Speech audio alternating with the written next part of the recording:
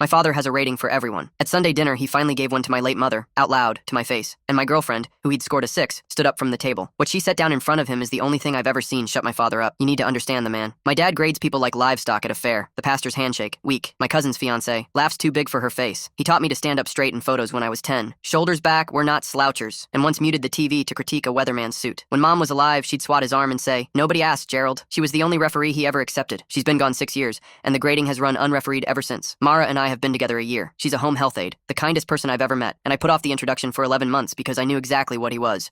When they finally met, he was civil to her face.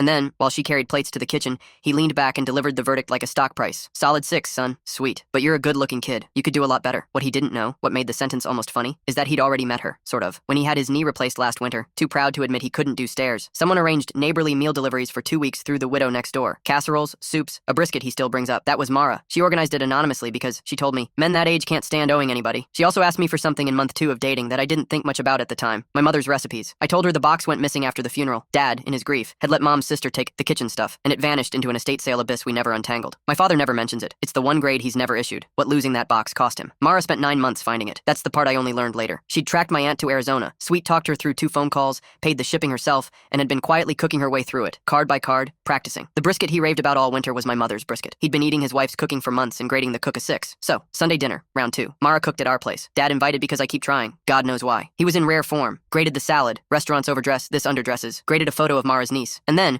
when I said Mara reminded me of Mom in the kitchen, my father snorted and issued the rating I will never forgive the sound of. "Your mother was a sweet woman, son, but let's be honest, a 7 on her best day, and that chin didn't help. You've got it too. Something to think about for your kids. 6 years dead," and he graded her. I was half out of my chair when Mara touched my shoulder, walked to our bedroom, and came back carrying a worn tin box with rooster decals, and set it in front of him. He knew it instantly. His hands actually stopped working. His fork just hung there. Mara said very quietly, "The brisket you loved in February is the 3rd card from the front." Her handwriting says, "Gerald hates onions. Hide them anyway." She graded them so you'd never see. 40 years, apparently. She sat back down. "That's what a 7 did for you. I've been cooking from her box for months. You've never once left a bite." My father read that card for a long time. A man who has never lacked a verdict in his life sat in front of 40 years of hidden onions with absolutely nothing to say. When he finally spoke, his voice had rust in it. "Where did you find this?" Mara told him. "The aunt. Arizona. The phone calls." He looked at her, and I watched the grading machine break down in real time. "She would have liked you," he said finally, which in his currency is a treasury. He asked at the door if he could take 1 card home. He picked her handwriting, not a recipe, the shopping list she'd tucked in the lid. Mara let him. Sunday dinners are at our place now. He eats everything. He grades nothing. And the box stays on our counter. 3rd card from the front, chin up.